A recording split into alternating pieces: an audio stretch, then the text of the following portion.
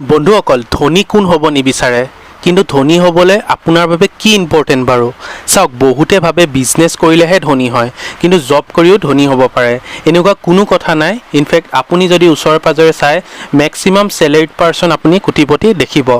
সবতছে important কথা এওঁলোক ধনী কিয় কেনেকৈ হ'ল কাৰণ এওঁলোকৰ 20-25 ইয়াৰ্ছ আগতে এটা ফাইনেন্সিয়েল ডিসিপ্লিন আছিল হয় বন্ধুসকল এওঁলোকৰ হেবিটছ আছিল সেভ আৰু ইনভেষ্টমেণ্ট কৰাত এওঁলোকে ৰিসাৰ্চ কৰি কোট পইচা ইনভেষ্ট কৰিলে ভাল হ'ব এওঁলোকে গম পাইছিলে চাওক বহুতে এতিয়া ক'ব মই যি স্যালাৰি পাওঁ বেসিক নিডছখিনিয়ে ফুলফিল নহয় এতিয়া সেভিংছ আৰু ইনভেষ্ট কৰিব আপোনালোকে হেবিটছ কৰিব লাগিব স্পেশালি ইয়াংষ্টাৰ সকলক কৈছো আপোনালোকে সেভিংছ এণ্ড ইনভেষ্টমেণ্ট কৰক যিমান সোনকালে কৰিব সিমান সোনকালে আপোনাৰ পাৰ ইয়াৰ মাল্টিপ্লাই হ'ব পাৱাৰ অফ কম্পাউণ্ডিং ইফেক্টৰ দ্বাৰা কম্পাউণ্ডিং যোনে বুজি পোৱা নাই মই আগলৈ ভিডিঅ' দিম আপোনালোকে খালি সাবস্ক্ৰাইব কৰি থব চেনেলটো আগলৈ ভিডিঅ'সমূহ পাবলৈ চাওক ইয়াংষ্টাৰ এণ্ড এক্সপিৰিয়েঞ্চ দুইজনৰ ফ্ৰেমৱৰ্কবিলাক বেলেগ বেলেগ হয় সেম ৰুল দুইজনৰ বাবে এপ্লাই নহয় ইয়াংষ্টাৰৰ বাবে যিমান ফ্ৰেম ৰেট এপ্লিকেবল হয় আৰু এক্সপিৰিয়েঞ্চসকলৰ কিমান পাৰ্চেণ্ট সেভ কৰিব লাগে আপুনি বেসিক নেচেছিটিত কিমান খৰচ কৰিব লাগে আমি সকলোখিনি জানিম এই ভিডিঅ'টোৰ দ্বাৰা ভিডিঅ'টো স্কিপ নকৰি শেষলৈকে চাই থাকিব নহ'লে ভিডিঅ'টো বুজিবলৈ অসুবিধা হ'ব 50-30-20 rule of budgeting চাওক যিসকলে নতুনকৈ পইচা ঘটিছে কেৰিয়াৰৰ আৰম্ভণি সকলৰ কথা কৈছো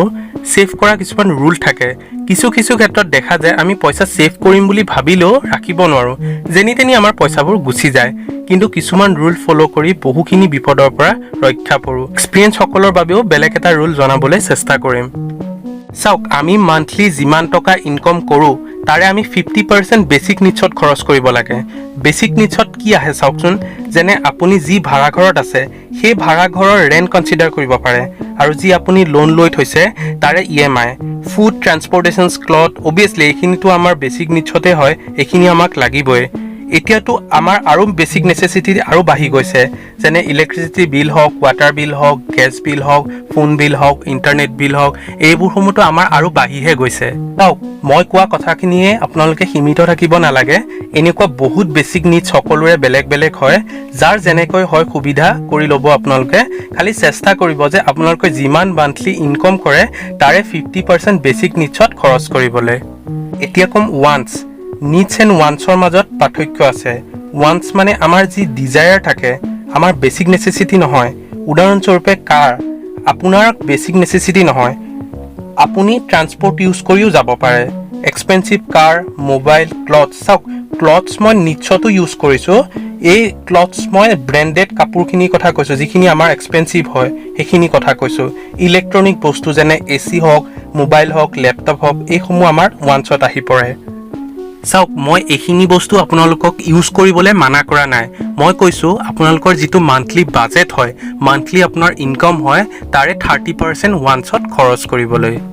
ইয়াতকেও ডাঙৰ কথা এণ্ড মোষ্ট ইম্পৰ্টেণ্ট কথা 20% সেভিংছ এণ্ড ইনভেষ্টমেণ্টত খৰচ কৰিব লাগে আপোনালোকে ইনভেষ্ট বৰ্তমান নকৰিলেও বা ক'ত কৰিলে ভাল হ'ব বা ভাল ৰিটাৰ্ণ পাব গম নাপালেও ইমানখিনি সেভ কৰক যাতে আগলৈ ভাল ইনভেষ্ট কৰিব পাৰে মই আগলৈ চেষ্টা কৰিম যে কোট ইনভেষ্ট কৰিলে আপোনালোকৰ ৰিটাৰ্নছটো আপুনি ভাল পায় তাৰ 20% সেভিংছ এণ্ড ইনভেষ্টমেণ্ট বুলি ক'লে চাওক আমি ৰিটায়াৰমেণ্ট প্লেনিং কৰিব লাগে আজিকালি আমাৰ ম্যাক্সিমাম চৰকাৰী জবতে পেনচন নাই যিহেতু উঠাই লৈছে আমি এনেকুৱা বহুত প্লেনিং কৰি পেনচন ল'ব পাৰোঁ কিডছৰ এডুকেশ্যন মেৰেজ আপুনি ফিউচাৰৰ বাবে ফাণ্ড ৰাখিব বিচাৰে যদি আপুনি ৰাখিব পাৰে তাৰ বাবে আপুনি ষ্টাৰ্টিঙৰ পৰাই সেভিংছ এণ্ড ইনভেষ্টমেণ্ট কৰিব লাগিব চাওক ফিউচাৰৰ বাবে অপশ্যন বহুত আছে ৰিয়েল ষ্টেট হওক মিউচুৱেল ফাণ্ড হওক পিএফ হওক আপোনাৰ এফডি হওক এইখিনি আপোনালোকে 20% সেভিংছ এণ্ড ইনভেষ্টমেণ্ট ৰাখিব লাগিব সিম্পলি মই এটা এক্সাম্পল লৈছো যেনিবা আপোনাৰ মান্থলি ইনকাম 20,000 তাৰে আপুনি 50% নিডছত যদি খৰচ কৰে আপোনাৰ 10,000 খৰচ কৰিবলৈ আপুনি চেষ্টা কৰিব লাগিব আৰু 30% ওয়ান্সত যদি আপুনি খৰচ কৰে আপোনাৰ যি ডিজায়াৰ তাতে আপুনি 6,000 আপুনি যিমান পাৰে খৰচ কৰিব চেষ্টা কৰিব লাগিব আৰু 20% সেভিংছ এণ্ড ইনভেষ্টমেণ্ট হয়তো মোষ্ট ইম্পৰ্টেণ্ট আপুনি তাতে আপোনাৰ যদি 20,000ৰ হয় আপুনি 4,000 খৰচ কৰিব লাগিব ঠিক আছে আপুনি খৰচ মানে আপুনি সেভ কৰিব লাগিব আৰু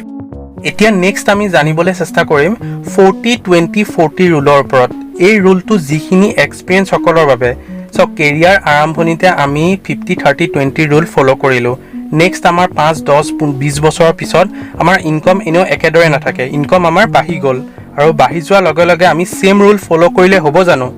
নহয়, তেতিয়া আমি সেভিংস এণ্ড ইনভেষ্টমেণ্টৰ প্ৰপৰ্চনটোত বঢ়াব লাগিব। চাওক, আগতে আমাৰ 50%ৰ জেগাত আমি এবাৰ ল'ব লাগিব 40% কৰি ল'ব লাগিব, আৰু আমাৰ যি ওৱান্স আছিলে আপোনাৰ আগত 30% আছিলে, এবাৰ 30%ৰ জেগাত আমি 20% কৰি ল'ব লাগিব। এতিয়া আপোনাৰ 20% যি আছিলে 20%ৰ জেগাত আমি 40% কৰি ল'ব লাগিব। চাওক, মই এতিয়া একেবাৰে উল্টাকে গৈছোঁ। এতিয়া মই বেছি ইম্পৰ্টেণ্ট দিছোঁ ছেভিংছ এণ্ড ইনভেষ্টমেণ্টত। ঠিক আছে, আপোনাৰ মান্থলিৰ ইনকমৰ 40% ছেভিংছ এণ্ড ইনভেষ্টমেণ্টৰ বাবে নতুন একাউণ্ট এটা খুলি লওক আৰু তাতে আপুনি ট্ৰেন্সফাৰ কৰি থওক। চাওক, এইটো মষ্ট ইম্পৰ্টেণ্ট হয়, সেইকাৰণে মই বেছি ইম্পৰ্টেণ্ট এইটোত দিছোঁ। তাৰপিছত আপোনাৰ যি লিমিটেড পইচা থাকিব আপুনি নিডছ এণ্ড ৱান্টছত যিমান কম পাৰে ইউজ কৰিবলৈ চেষ্টা কৰিব। এটা সৰু এক্সাম্পলৰ সৈতে বুজাবলৈ চেষ্টা কৰিম।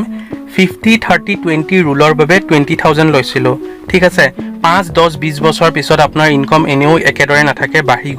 বাঢ়ি গৈ আপোনাৰ যেনিবা 20,000 জেগাত মই দুগুণ কৰি দিছোঁ, 40,000 হ'ল। এতিয়া 50% নিডছৰ জেগাত 40% নিডছত খৰচ কৰিলে হ'ব 16,000 টকা। ঠিক আছে, 30%ৰ জেগাত 20% খৰচ কৰিলে হ'ব 8,000 টকা, আৰু 20% ছেভিংছ এণ্ড ইনভেষ্টমেণ্টৰ জেগাত 40% খৰচ কৰিলে হ'ব 16,000 টকা। বুজিব পাৰিছে চাগে? আশা কৰোঁ ভিডিঅ'টো বুজিব পাৰিছে। কিবা ইয়াৰ ৰিলেটেড কিবা আপুনি সুধিব বিচাৰিলে কমেণ্ট কৰি জনাব, আৰু লগতে জনাব বিচাৰিছোঁ যদি আপুনি নতুনকৈ চেনেলটোলৈ আহিছে ছাবস্ক্ৰাইব কৰি যাবলৈ নাপাহৰিব। ধন্যবাদ।